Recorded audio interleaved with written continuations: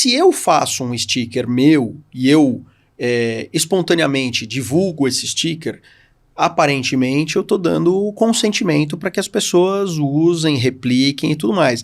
Mas o problema é que as pessoas têm pego fotos de colegas e feito stickers dos colegas. E em situações vexatórias. Em situações vexatórias. Então a pessoa acabou tirando um cochilo, você tira lá o cara cochilando, babando e divulga aquele sticker.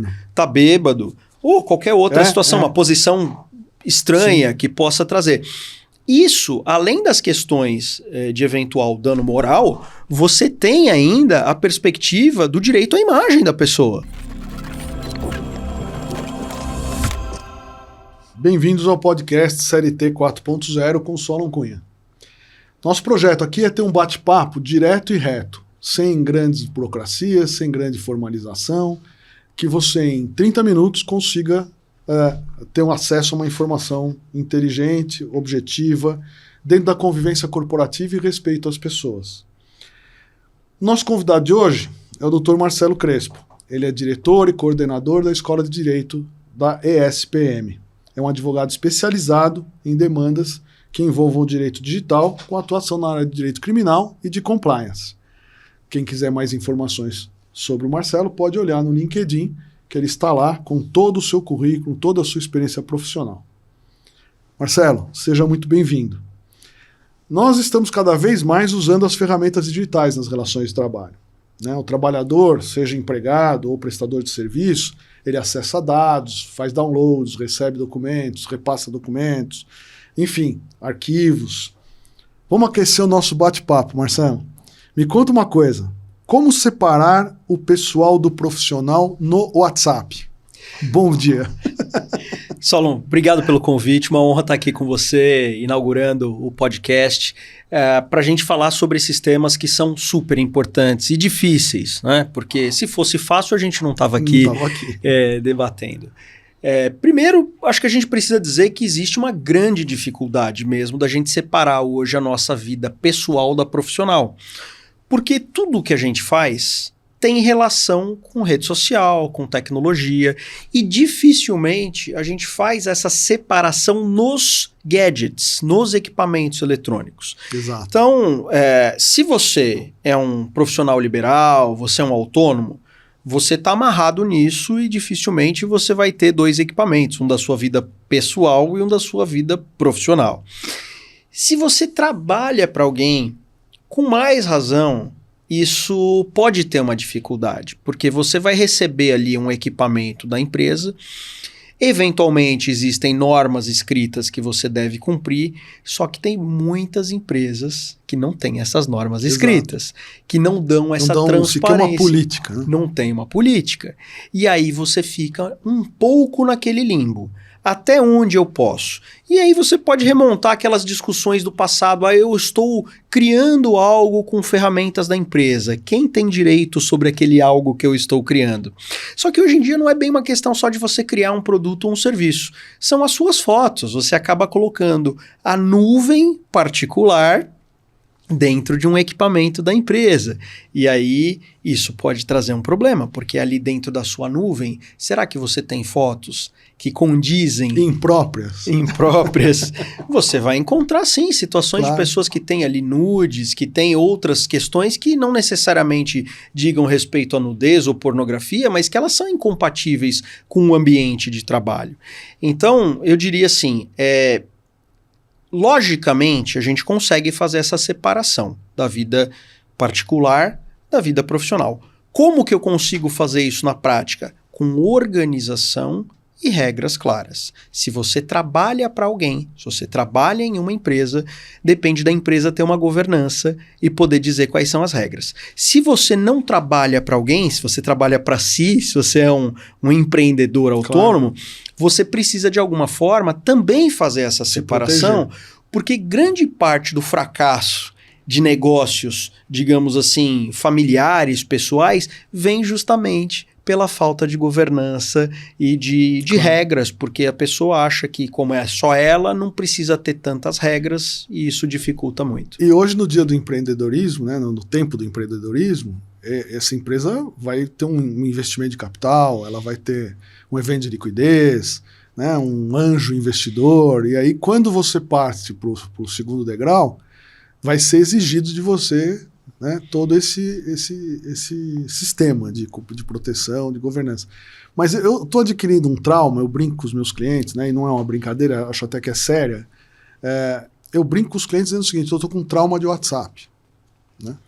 Por que eu digo isso? Porque mais de metade, talvez seguramente uns 70% dos processos que eu advogo tem print de WhatsApp anexado no processo.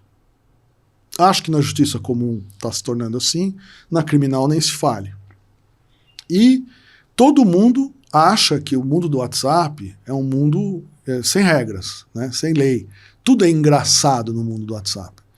E aí eu pergunto, o WhatsApp corporativo, o grupo de WhatsApp, então eu vejo muito nas empresas o gestor, ele cria um grupo lá de WhatsApp. Ou o próprio empregado, para facilitar um projeto alfa, né, cria um grupo daquele projeto. Puxa, eu vejo aquilo como uma informalidade muito grande, eu fico apavorado, né? Porque a zona militarizada não existe, você não tem proteção, não tem VPN, tá ali. E as pessoas trocam documentos com uma agilidade incrível. Mandam documentos para você juntar no processo. Eu, como advogado, às vezes eu recebo documentos que eu deleto e falo, não, me manda isso aqui por e-mail.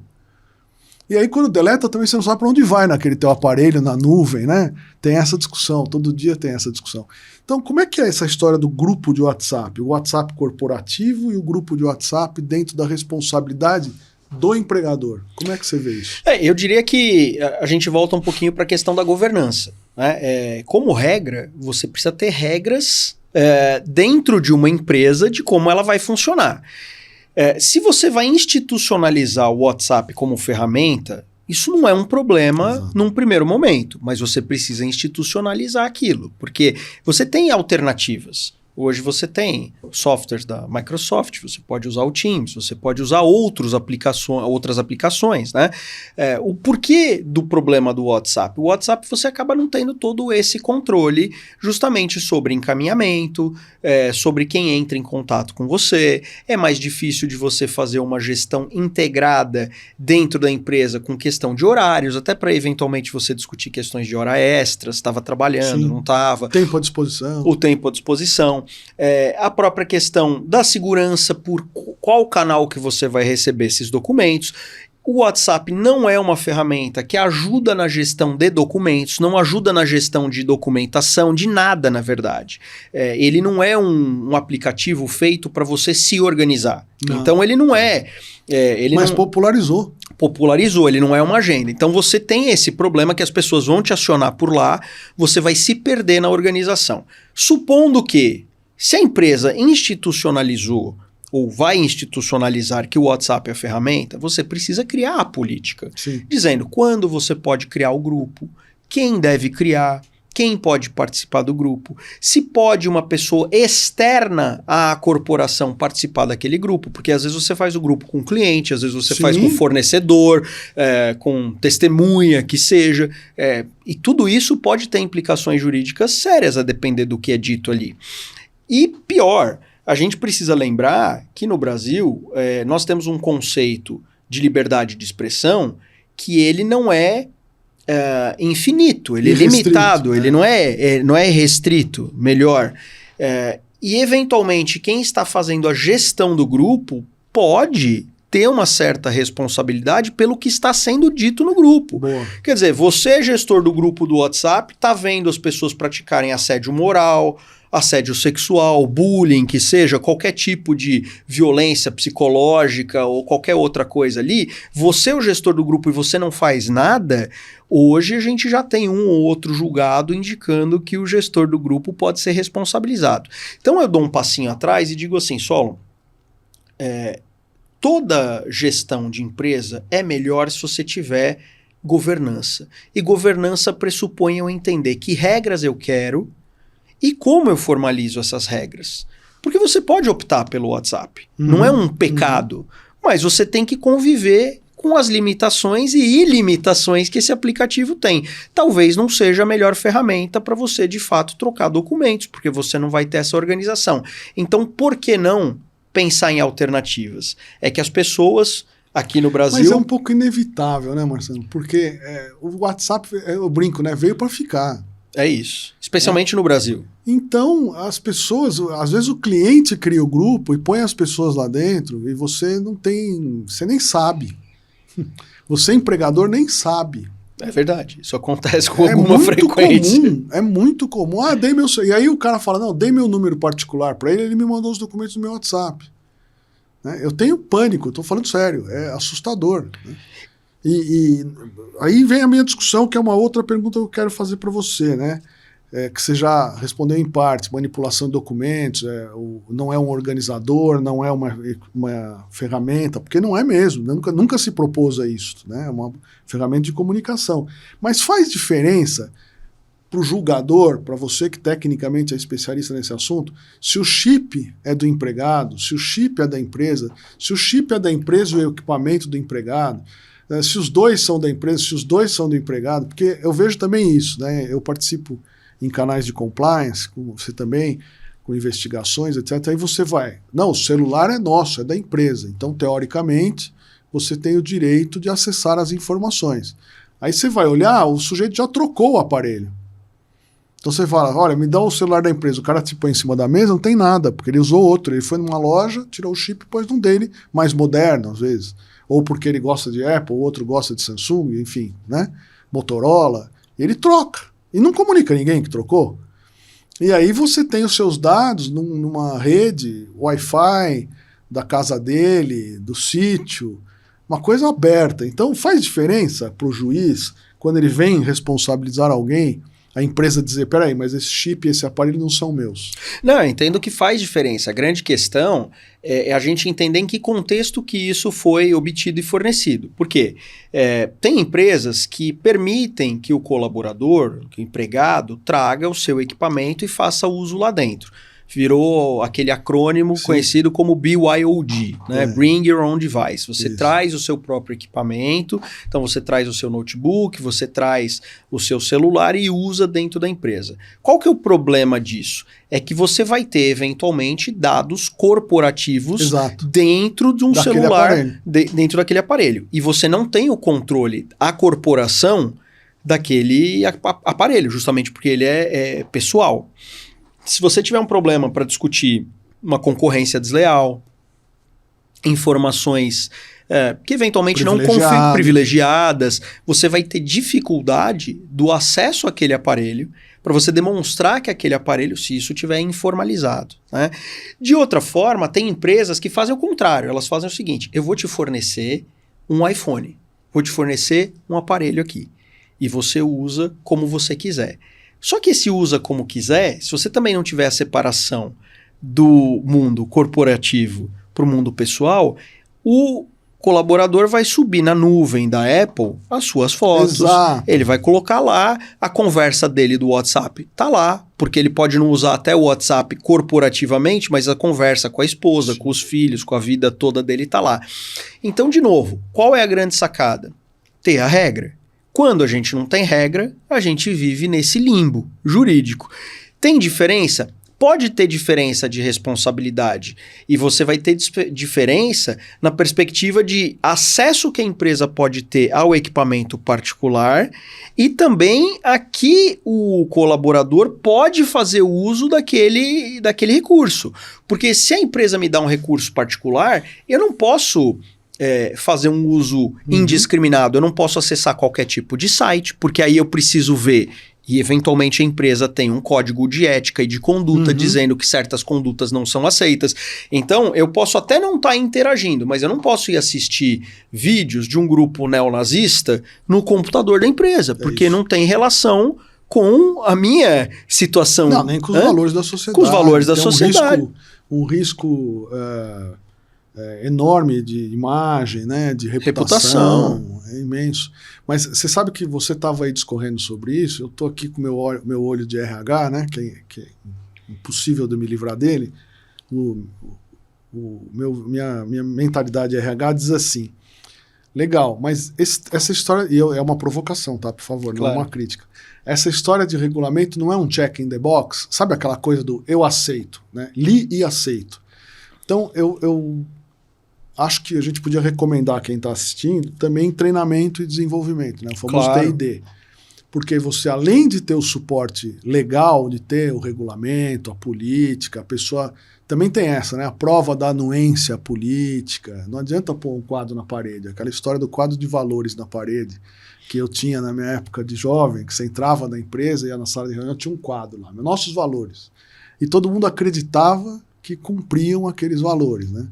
Hoje não, né? Hoje a pessoa quer não só que você tenha o quadro, mas que você tenha o regulamento, que tenha aceite no regulamento, que a pessoa saiba do regulamento, tenha ciência do que está escrito e seja treinada para isso.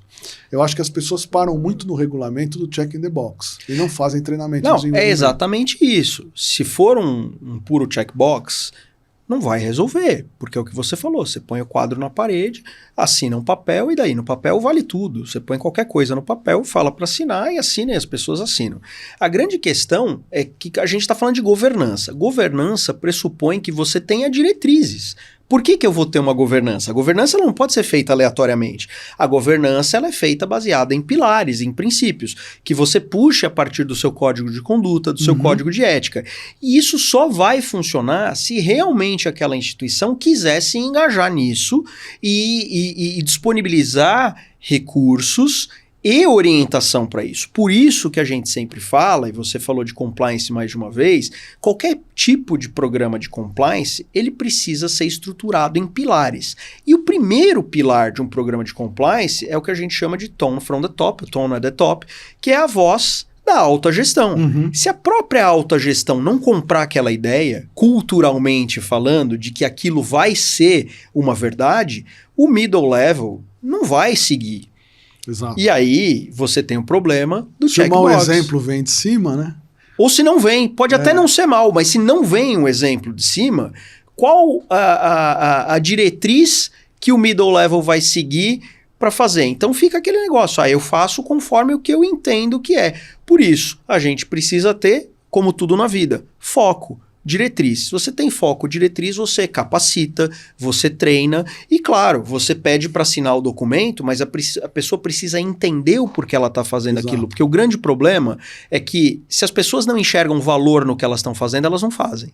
Se ela entender a razão pela qual ela está fazendo, você conquista outras a partir da cultura. A tua informação hoje aqui de que o coordenador do grupo de WhatsApp pode ser pessoalmente responsabilizado por uma conduta imprópria, até criminalmente responsabilizado, é interessante, né? Porque se você faz um treinamento em que você deixa isso claro para aquela pessoa, provavelmente ela vai ter cuidado ao criar o grupo e vai fazer uma vigilância no grupo. Sem como dúvida. Administrador do grupo, vai apagar mensagens, vai exercer a administração.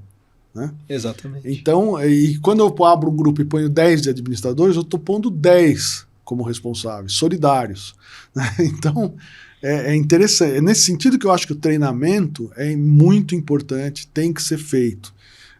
Por exemplo, eu faço treinamentos em empresas, que é o que eu mais faço. E aí é engraçado, porque outro dia eu me deparei com um assunto interessante, que são os emojis, né? O que significa isso? Eu dou um positivo, aceitei, eu assinei o contrato? Alguém me perguntou outro dia. Né? Então a pessoa colocou lá umas condições, eu dou um positivo. Isso é um contrato? Eu aceitei? Do outro lado da moeda, o coraçãozinho. O que é o coraçãozinho? Pois é. Não é? Eu tive um assunto interessantíssimo de um assédio sexual, que é uma coisa seríssima, e na hora que o comitê de compliance foi entrevistar o investigado, né, que até então era uma pessoa indicada por um relato no canal, ela estava sendo apenas apurando os fatos, o investigado falou assim, peraí, eu troquei 100 mensagens com ela, 80 ela respondeu com um coraçãozinho, e eu tô assediando? Nós somos adultos. Aí quando entrevistada a moça, que era a vítima, ela falou, não, mas coraçãozinho não quer dizer que ele pode seguir em frente. Eu mando coraçãozinho para todo mundo. Né? E comentando isso, eu, claro, com anonimato das pessoas envolvidas, como eu estou fazendo aqui, comentando isso numa roda de alunos, na nossa escola, eu percebi que todo mundo foi pro celular olhar os coraçõezinhos, né? E aí eu tive uma aluna que falou assim, eu nunca mais mando coraçãozinho para ninguém. Pois é. Mas então, figurinha, né? A figurinha vexatória, porque a figurinha é piada. Tem uma diretora de compliance, a Fernanda, que é do Grupo Ultra, que é uma pessoa que eu aprendi muito com ela, aprendo muito com ela. Ela fala assim, piada só é boa quando todo mundo ri. Isso aí. Né? E agora, recentemente, ela corrigiu esse conceito. Ela falou, piada só é boa quando todo mundo ri, vírgula, desde que não ofenda quem não ri. Né? Então, quando eu tenho uma piada, uma figurinha chocosa tal, e solto no grupo, isso também tem responsabilidade. Sem dúvida. Pode ser um racismo, né?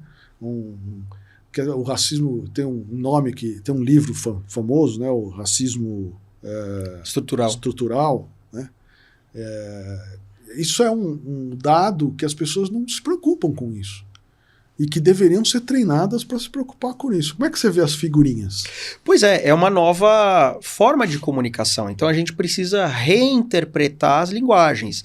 Então a gente tem um desafio geracional, porque pessoas mais antigas, mais idosas, talvez façam uso de stickers e emojis de forma diferente do que as pessoas mais novas. Também, bem colocado. Então eu já até ouvi falar, eu já nem sei nesse nível, que as cores do coração querem dizer coisas diferentes. Então você põe o coração azul, é diferente de colocar o coração vermelho, o coração verde, o coração preto e assim por diante. Então a gente tem esse desafio geracional que sempre existiu, mas ele fica intensificado com a tecnologia. E tem uma questão importante que você falou também, que é o ânimo jocande, o que é a brincadeira, o que é o sarro, o que é uma brincadeira saudável e que claramente não é preconceituosa, discriminatória. É muito tênue, né, esse limite. O melhor é não fazer, né? Então, melhor é ter ambiente profissional, né? Exatamente. O que eu queria chamar atenção a respeito de stickers, que as pessoas às vezes não se dão conta, é o seguinte, se eu faço um sticker meu e eu espontaneamente divulgo esse sticker, aparentemente eu estou dando o consentimento para que as pessoas usem, repliquem e tudo mais. Mas o problema é que as pessoas têm pego fotos de colegas e feito stickers dos colegas. E em situações vexatórias. Em situações vexatórias. Então a pessoa acabou tirando um cochilo, você tira lá o cara cochilando, babando e divulga aquele sticker. Tá bêbado. Ou qualquer outra situação, uma posição estranha que possa trazer. Isso, além das questões de eventual dano moral, você tem ainda a perspectiva do direito à imagem da pessoa. Antes mesmo, fala assim, peraí. Tá usando você poderia usar a minha imagem até para falar bem de mim, mas eu não tô te autorizando a fazer um sticker, eu não quero estar na figurinha. E olha que isso envolve não só adultos, mas piora quando a gente fala de adolescentes e crianças. Então, no ambiente corporativo, o ideal é a gente não fazer esse uso dos stickers, a não ser que a gente tenha muito claro que o colega fala, usa essa aqui eu acho engraçado, que haja uma, digamos, situação inequívoca de que aquilo não está ofendendo.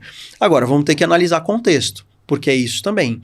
Se eu me comunico com você sempre mandando um joia, um ok, por que não interpretar que isso é uma anuência, porque isso é uma concordância? Mas será que quando o Marcelo fala com o Solon, é o mesmo comportamento que o Marcelo tem quando ele se comunica com outra pessoa? Exato. Então os sinais não necessariamente se repetem na forma que você conversa com as pessoas. Tem emojis que minha esposa manda e que eu mando para ela, que não são emojis que eu me comunico com outras pessoas e vice-versa. E no grupo. Que é pior. Também. E quando você fala em políticas mínimas, questão de regulação, tem um dado na área de RH que me preocupa muito também, eu estou aproveitando aqui esse momento para fazer essa reflexão, que são os terceirizados. Né? Hoje em dia os terceirizados entram no grupo de WhatsApp. Né? E aí ele não anuiu com aquela política da empresa. Mas você pega, por exemplo, para dar um exemplo acadêmico bem fácil, um hospital. Um centro hospitalar, ele tem uma pancada de terceirizados ali trabalhando. A maioria deve até ser talvez até a maioria. Como é que eu faço para regular esse ambiente, para tentar pôr um pouco de ordem nesse ambiente digital? Olha, se já é difícil a gente cuidar do nosso jardim, imagina tomar conta do jardim dos outros. A dificuldade está posta. Por isso a gente reforça governança, princípios, regras claras. Mas como é que eu forço o terceirizado a cumprir as minhas regras? Contratualmente, você precisa amarrar, exigir que apresente capacitação, treinamento, você providenciar capacitação e treinamento para o terceirizado. Não só esperar que Que, ele aliás, faça... a lei autoriza isso. Antigamente não, e diziam que isso era subordinação. Agora a lei, depois da reforma trabalhista, autoriza o treinamento. Porque é importante, porque não é uma questão apenas de subordinação. Sim, segurança e medicina do trabalho. Segurança é cultura, de você alinhar toda a cadeia produtiva. Isso é importante, está todo mundo alinhado, a eficácia, a eficiência dos processos, ela vai melhorar também. Então, você determinar que os terceiros, especialmente os menores, cumpram o que o maior faz. É sempre aquilo, o peixe maior manda no peixe menor. Você quer fazer negócio comigo? Você precisa seguir as minhas regras. Você precisa aderir ao meu código de ética e conduta, porque normalmente ninguém vai colocar nada absurdo num código de ética e conduta que te impeça de aderir. Mas você colocou um dado interessante, desculpa te interromper, você falou da responsabilidade social da cadeia produtiva, né? Na área de responsabilidade social, isso já é culturalmente estabelecido. Você não pode ter trabalho infantil, enfim, tem lá um monte de regras que as partes cumprem e sabem que isso é... Por que não incluir o mundo digital? Né? Não, com certeza, faz total sentido. É um desafio interessante que a gente está colocando aqui para a turma de RH. Faz total sentido. Quando você treina terceirizado, faz sentido você ter um treinamento digital também. Faz total sentido, porque tá todo mundo no meio digital, tudo é digital. O mundo analógico, ele é muito menor, o digital se expandiu. Antes era o contrário, o mundo analógico era enorme, o digital era pequeno, alguns tinham acesso. Essa coisa se inverte, a gente já tem números aí mostrando que existem mais aparelhos celulares no Brasil do que população. Quer dizer, existem mais celulares habilitados funcionando do que cidadão brasileiro. Ou seja, precisamos. É claro que a gente tem as nossas idiosincrasias, o Brasil é um país desigual, mas é uma realidade. A gente está todo mundo no digital. Então eu preciso considerar, sim, o digital como uma parte do aculturamento das regras e chamar o terceirizado a integrar. Porque se você tem um poder econômico em relação ao terceirizado, vamos usar esse poder econômico de uma forma consciente, de uma forma social e boa, porque você puxa ele para padrões melhores também, que muitas vezes ele não teria condição de trazer uma governança se ele fosse parar para pensar por si só. Quando vem o maior e fala assim, isso aqui é importante como governança. E isso vale para a segurança da informação. Ó, se você tiver determinados comportamentos, a sua chance de perder dados é menor, o problema de você ter vazamento é menor, de você respeitar a privacidade é maior, e assim por diante. Deixa eu te fazer uma pergunta aqui, que também me provocou essa sua fala, né? O tal do influencer, né? Até que ponto o empregador, a empresa, pode...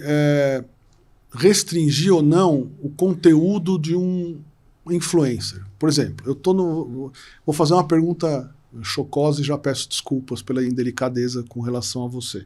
Você é diretor lá da SPM, da Escola de Direito, você tem uma função administrativa gigantesca, eu acompanho lá o seu dia a dia, você tem uma dedicação incrível. Imagine que um professor da casa faça um Instagram e se torne um influencer com algo que vá contra os valores da escola. Né? Ele não pode participar da comunidade SPM, porque se ele está contra os valores da escola... Mas aí você vai desligar essa pessoa, mas você não tem a capacidade de virar para ele e falar, você não pode fazer isso. É uma questão de ter ou não ter o cara na comunidade. Depende. Eu entendo que se você tem um código de conduta que é claro, se você tem um código de ética claro e tem uma violação a esse código de ética, eu entendo que isso é mais fácil de resolver. Fala o seguinte, ó, a gente aqui é contra qualquer tipo de discriminação. Você está sendo uma pessoa que está discriminando. Bom exemplo. Eu acho que fica mais fácil da gente ir. Agora, tem situações que vão ser mais limítrofes mesmo. Eu odeio publicidade.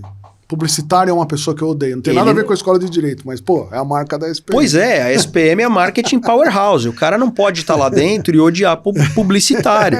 Né? Quer dizer, você pode até odiar. Você tem o direito, digamos assim, intelectual de odiar. Mas você, estando na comunidade, você não pode expressar isso usando um canal falando da instituição que você trabalha. Né? Muito bom. Me fala assim, uma dica de ouro que você daria para as empresas que querem se proteger, mas respeitando os seus colaboradores. Qual seria a sua dica de ouro? Primeiro, querer se proteger.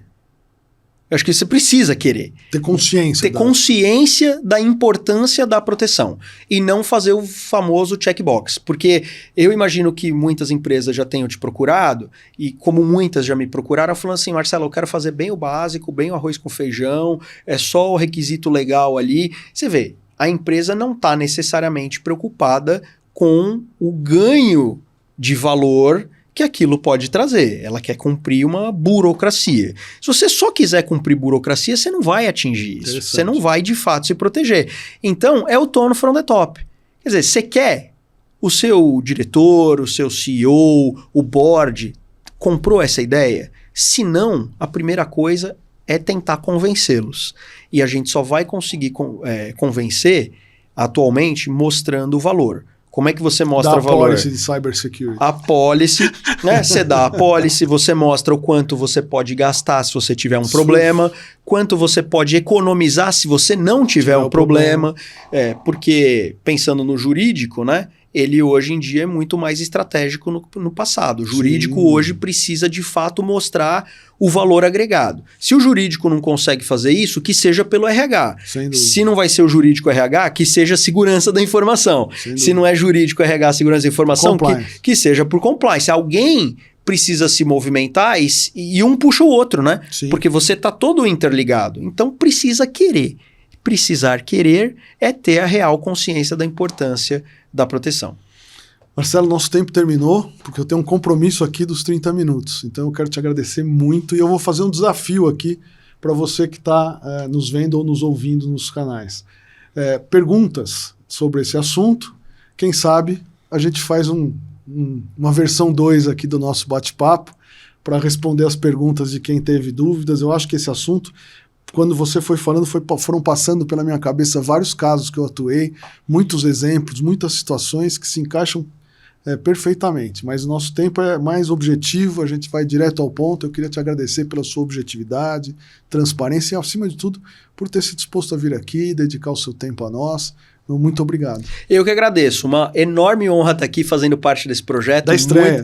A estreia. O que aumenta muito a minha responsabilidade aqui, mas uma grande honra. Admiro muito seu trabalho e acho que isso aqui vai ser um projeto que vai trazer muitos benefícios para todo mundo que estiver ouvindo, porque essa questão da transdisciplinariedade é fundamental para o direito. Fica meu agradecimento aqui. Um grande abraço a todos. Tá bom. Muito obrigado. Vamos manter aí a ligação ao CLT 4.0.